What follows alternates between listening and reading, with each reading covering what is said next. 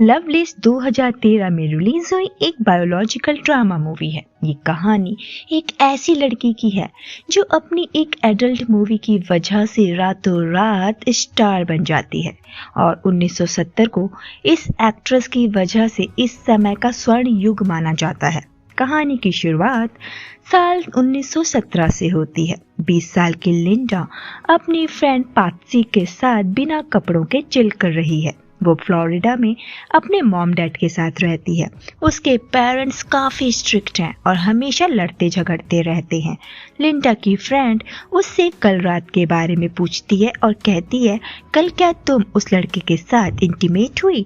लिंडा कहती है, ऐसा कुछ भी नहीं हुआ जैसा तुम सोच रही हो। पता है ना, जब मैं 19 साल की थी तब क्या हुआ था? दरअसल जब वो 19 साल की थी, एक आदमी की वजह से वो प्रेग्नेंट हो गई थी और उसके पेरेंट्स ने उसे इतना सुनाया था और उसके बच्चे को किसी को अडॉप्ट करने के लिए दे दिया था। अब वो ये गलती दोबारा नहीं करना चाहती।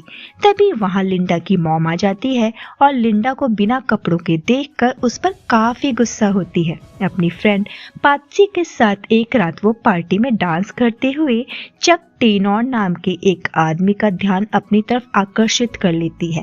जब वो बाहर आती है तो चक उनसे बात करता है और उनके डांस की तारीफ करने लगता है और कहता है, तुम चाहो तो डांस को अपना करियर बना सकती हो।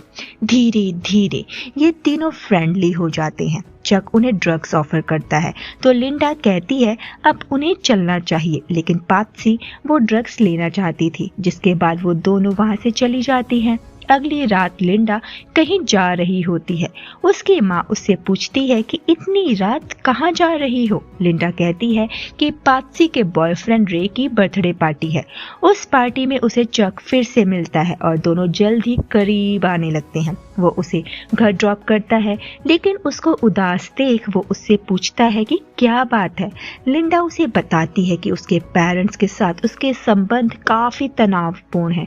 तनाव इसलिए क्योंकि लिंडा ने 1 साल पहले बिना शादी के एक बच्चे को जन्म दिया था और उसकी माँ ने बच्चे को धोखे से किसी को गोद दे दिया था। चक कहता है, मैं तुम्हारे पेरेंट्स से मिलना चाहूंगा, अगर उन्हें मैं पसंद आया तो तुम्हें मेरे साथ एक रात गुजारनी पड़ेगी। लिंडा मान जाती है।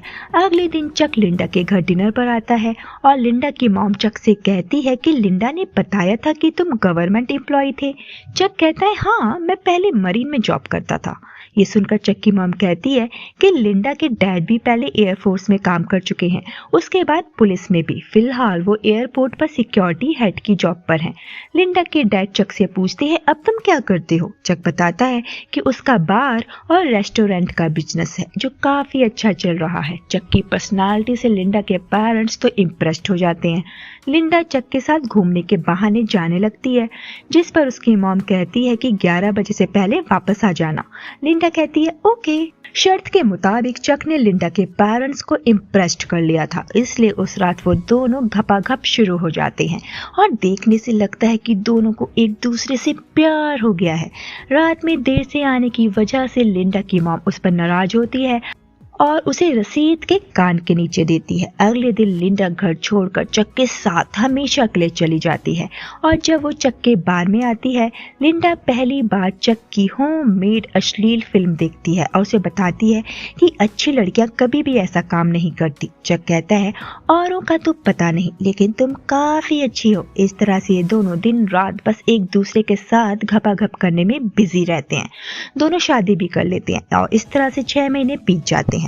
एक दिन जब लिंडा घर की साफ सफाई कर रही होती है, उसे चक का फोन आता है और वो कहता है कि पैसे लेकर पुलिस स्टेशन आ जाओ, मुझे पुलिस ने अरेस्ट कर लिया है। लिंडा को लगता है वो मजाक कर रहा है, लेकिन चक सच कह रहा था।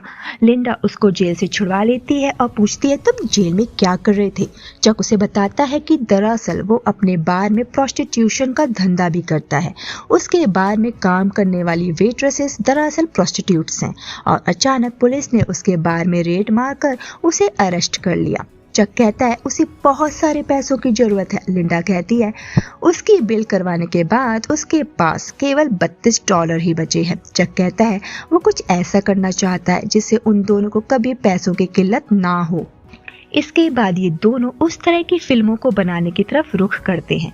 पैसे के लिए बेताब वह लिंडा को पॉर्न एक्ट्रेस बनने के लिए मना लेता है जब वो ऑडिशन दे रही होती है, जहां बूची और जैक उसका ऑडिशन ले रहे हैं। फिर वो उसे कॉफी लेने के बहाने बाहर भेज देते हैं और फिर जैक चक से पूछता है इस लड़की को पता भी है ये किस तरह की फिल्मों के लिए ऑडिशन दे रही है। जैक कहता है हाँ, मैंने उसे सब बता दिया है। जैक कहता है लड़की तो क्यूट है लेकिन इसके अंदर वो वाली बात नहीं है। फिर जैक एक दूसरी लड़की को अंदर बुलाता है और कहता है ये वाली बात, ऐसी होती हैं वैसी फिल्मों में काम करने वाली लड़कियां। उनकी बातें सुनकर जैक उन्हें लिंडा और खुद का एक वीडियो दिखाता है जिसमें लिंडा उसे दे रही होती है। लिंडा की परफॉर्मेंस देखकर दोनों के मुंह खुले के खुले रह जाते हैं और वो लिंडा के साथ मूवी बनाने को तैयार हो जाते हैं और मूवी की शूटिंग शुरू हो जाती है।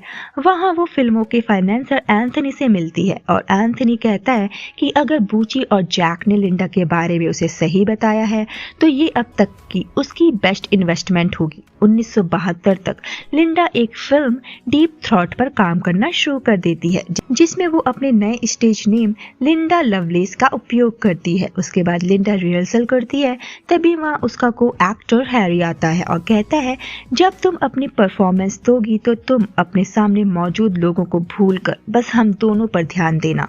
शूट शुरू हो जाता है जिसमें हैरी डॉक्टर बना होता है और लिंडा पेशेंट, लेकिन इस शूट में आज बस डायलॉग्स ही बोलने थे। शूट काफी अच्छा रहता है। वहां पर चक भी होता है और उसे देखकर एंथनी बूची से कहता है चक जितना लिंडा से दूर रहे उतना हमारी फिल्म के लिए अच्छा होगा। बूची चक से कहता है कि इस जगह के सारे स्टोर्स बंद है इसलिए तुम्हें मियामी जाकर टेप्स लाने पड़ेंगे। ये सुनकर चक कहता है कि कल लिंडा की शूटिंग है और उसे मेरी जरूरत है, तुम किसी और को मियामी भेज दो। बूची चक से कहता है वो पहली बार एक एडल्ट फिल्म में काम कर रही है, तुम्हारे सामने वो शायद नर्वस हो जाएगी और फिल्म तभी पूरी होगी जब तुम टेप्स लेकर आओगे। ये सुनकर चक मियामी चला जाता है। वहाँ शूट के दौरान लिंडा को ब्लोजॉब देने होते हैं और वो काफी शानदार परफॉर्मेंस देती है जिस वजह से हैरी का काम बहुत जल्दी हो जाता है। ये देखकर एंथनी को हैरी पर काफी गुस्सा आता है। लिंडा उनसे पूछती है कि क्या मैंने कुछ गलत कर दिया। वो सब कहते नहीं यार, तुमने तो काफी बढ़िया परफॉर्मेंस दी है। उसके बाद वो सब पार्टी करते हैं और चक भी टेप्स लेकर वापस लौट आता है। लिंडा को बूची के साथ बैठा देख वो लिंडा से कहता है तुम यहाँ क्या कर रही हो, जाकर एंथनी का दिल क्यों नहीं बहलाती।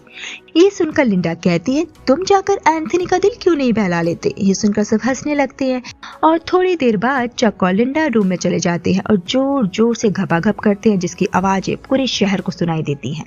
अगले दिन लिंडा का पोस्टर शूट हो रहा होता है लेकिन वो कोई भी अच्छा पोज नहीं दे पाती, जिस पर वो फोटोग्राफर उससे उसके रोल के बारे में पूछता है। लिंडा उसे अपने रोल के बारे में बताती है और फोटोग्राफर उसकी क्लिक्स करने लगता है फोटोज, और फोटोज कमाल की आती हैं जिन्हें देखकर लिंडा भी शॉक्ड हो जाती है और उसकी पहली एडल्ट फिल्म पूरी हो जाती है। फिल्म पहले हफ्ते में बॉक्स ऑफिस पर $30,000 से भी अधिक की कमाई करते हुए एक बड़ी हिट बन जाती है।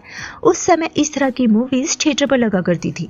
एक विश्वव्यापी घटना बनने के बाद लिंडा का प्रिंट और रेडियो पत्रकारों द्वारा इंटरव्यू किया जाता है। उसका जीवन रोमांच और ग्लैमरस के रूप में देखा जाता है। अब वो बड़ी बड़ी पार्टियों में जाने लगती है। लॉस एंजलिस में एक निजी स्क्रीनिंग के दौरान प्लेबॉय मैगजीन के संस्थापक ह्यूग हेफनर लिंडा से मिलता है और उसके काम की तारीफ करता है और फिर वो उसे इंडस्ट्री के बाकी बड़े लोगों से मिलवाता है और कहता है तुम में एक पॉर्न अभिनेत्री से कहीं ज्यादा बनने की क्षमता है, तुम एक रियल फिल्म स्टार बन सकती हो, तुम में वो सारी बातें हैं जो एक एक्टर में होनी चाहिए।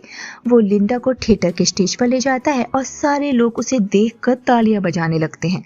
वहां खड़ा होकर लिंडा को सच में ऐसा लगता है कि वो कोई बड़ी फिल्म स्टार है। सीन 6 साल बाद का दिखाया जाता है जहां लिंडा का लाई डिटेक्टिंग टेस्ट किया जा रहा है क्योंकि अपनी लाइफ के बारे में लिंडा ने एक बुक लिखी होती है और पब्लिकेशन वाले ये देखना चाहते हैं कि उस बुक में जो लिखा है वो सही है या गलत, तभी बुक को पब्लिश किया जाएगा। वहां कहानी वापस से पीछे जाती है और हम देखते हैं कि चक अब लिंडा को सिर्फ एडल्ट मूवी में नहीं बल्कि अमीर लोगों के साथ सोने के लिए भी मजबूर करता था। चक का हिंसक और क्रूर स्वभाव धीरे धीरे उजागर होता है और लिंडा का जीवन उतना खूबसूरत नहीं दिखता जितना वो लग रहा था। चक लिंडा का घपाघप के दौरान गला घोटने लगता है और बाद में उसे बंदूक की नोक पर वेश्यावृत्ति के लिए मजबूर करने लगता है। लिंडा वापस अपनी मॉम के पास आती है और कहती है कि उसे कुछ टाइम के लिए यहाँ रहने दो। उसकी मॉम पूछती है कि क्या हुआ। लिंडा उसे बताती है कि वो चक के साथ नहीं रहना चाहती, वो उसे काफी मारता है, लेकिन उसकी मॉम कहती है कि वो तुम्हारा पति है और तुम्हें उसके साथ ही रहना चाहिए। तभी वहां चक आकर लिंडा को ले जाता है। वापस आकर लिंडा चक से कहती है कि अब वो ये काम और नहीं करना चाहती। दरअसल डीप थ्रॉट का पहला सीक्वल काफी ज्यादा हिट हुआ था और डायरेक्टर दूसरा सीक्वल बना रहे हैं और चक उसे सेकंड सीक्वल में काम करने को कहता है। मजबूरी में लिंडा को उस फिल्म में काम करना पड़ता है और फिर हमें दिखाया जाता है कि जिस पार्टी में लिंडा और चक इंटीमेट हो रहे थे, दरअसल वो इंटीमेट नहीं बल्कि चक लिंडा को मार रहा था क्योंकि उसने एंथनी के पास जाने से मना कर दिया था। वहीं एक पार्टी के दौरान जब चक को ये पता चलता है कि लिंडा ने फिल्म के डायरेक्टर जेरार्ड डैमियानो के साथ अपने पेमेंट को लेकर चर्चा की है, वो भी उसे बिना बताए, क्योंकि चक लिंडा को पैसों के बारे में कुछ भी नहीं बताता था। इस वजह से चक लिंडा को ठंडे पानी से नहलाकर उसे पनिश करता है। अगले दिन चक से एंथनी मिलने आता है क्योंकि चक ने एंथनी से काफी उधार लिया था। वो चक से कहता है या तो तुम मेरे पैसे वापस कर दो या फिर मैं लिंडा को लेकर डीप थ्रॉट के कई सारे सीक्वल्स बनाऊंगा। दूसरा सीक्वल भी काफी हिट हो जाता है और हम लिंडा को स्टेज पर देखते हैं और लोग उसके लिए ताली बजा रहे हैं। ये देख चक को बिल्कुल अच्छा नहीं लगता क्योंकि वो चाहता था कि लिंडा के साथ साथ लोग उसे भी जाने। चक बिना लिंडा को लिए वहां से चला जाता है और लिंडा काफी देर तक उसका वेट करती है और फिर हैरी उसे घर ड्रॉप करता है। उसके बाद लिंडा अपने डैड को फोन करती है और अपनी पॉपुलैरिटी के बारे में बताती है। ये सुनकर लिंडा के डैड कहते हैं मैंने तुम्हारी मूवीज देखी हैं और तुम्हें उस तरह से देखकर मैं सोच में पड़ गया कि इस लड़की को तो मैं जानता भी नहीं हूँ। वो काफी उदास होते हैं। ये जानकर लिंडा रोने लगती है। तभी वहां चक आ जाता है और उसे एक पार्टी में चलने को कहता है। डीप थ्रॉट की सफलता के वर्षों बाद चक लिंडा को एक और अश्लील फिल्म करने के लिए मनाने की कोशिश करता है। जब लिंडा मना कर देती है तो चक उसे एक पार्टी में ले जाता है और लिंडा को एक हॉलीवुड डायरेक्टर से मिलवाता है, लेकिन वहां और भी बहुत सारे लोग होते हैं। लिंडा समझ जाती है कि चक उसे यहाँ इन लोगों के साथ सोने के लिए लाया है। वो वहां से भागने की भी कोशिश करती है लेकिन चक उसे धमकाता है। उसके बाद वो डायरेक्टर चक को पैसे देकर बाहर भेज देता है और बाकी सारे लोग लिंडा का रेप करते हैं। उसके बाद चक लिंडा को ले जाता है। लिंडा भागने की कोशिश करती है लेकिन चक उसे पकड़ लेता है। तभी वहां पुलिस आ जाती है और चक को लिंडा से दूर हटने को कहती है। चक कहता है ये मेरी पत्नी है। पुलिस लिंडा को पहचान जाती है और उसका ऑटोग्राफ लेकर चली जाती है। अगले दिन लिंडा चुपके से एंथनी रोमानो से मिलती है। उसे बताती है कि वो पॉर्न इंडस्ट्री से बाहर निकलना चाहती है और चक ने जो उसके साथ मारपीट की थी उसका भी खुलासा करती है। एंथनी को ये भी पता चलता है कि लिंडा का उसके पैसों से कोई लेना देना नहीं है। चक ने उससे उधार लिया सारा पैसा अपनी अय्याशी में उड़ा दिया है। वो लिंडा की मदद करने का फैसला करता है। वो उसे उसी होटल में रुकने के लिए कहता है। वहां चक नशे की हालत में है और लिंडा को घर में ना पाकर वो उसे ढूंढते हुए एंथनी के पास आ जाता है क्योंकि उसे लगता है कि एंथनी ने उसके पैसे वापस ना करने की वजह से लिंडा का किडनैप कर लिया है। एंथनी चक से कहता है अब तुम अपने लिए एक नई मुर्गी तलाश कर लो। एंथनी के लोग लिंडा को गाली देने के लिए चक पर हमला करते हैं। एंथनी उसे काफी मारता है। 6 साल बाद लिंडा उसके को एक्टर हैरी से शादी कर लेती है और लॉन्ग आइलैंड चली जाती है और उसका एक छोटा बेटा हो जाता है।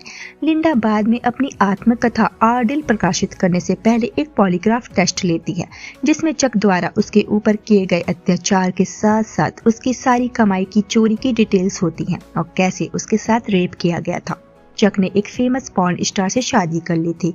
लिंडा अब एक सोशल वर्कर बन गई है और वो जबरदस्ती इस इंडस्ट्री में काम करने वाली लड़कियों के लिए काम करती है और फिर हम उसे उसके पेरेंट्स के पास देखते हैं और वो लिंडा को देखकर काफी खुश होते हैं। 53 साल की एज में लिंडा का कार एक्सीडेंट में मृत्यु हो गई थी और उसके 3 महीने बाद चक भी हार्ट अटैक से मर गया था और ये मूवी यहीं पर अंत हो जाती है। सो दोस्तों, अगर आपको इस मूवी का एक्सप्लेनेशन पसंद आया हो तो कमेंट बॉक्स में लिख के जरूर बताइएगा और मिलते हैं नेक्स्ट वीडियो में। अपना ख्याल रखिए। टाटा।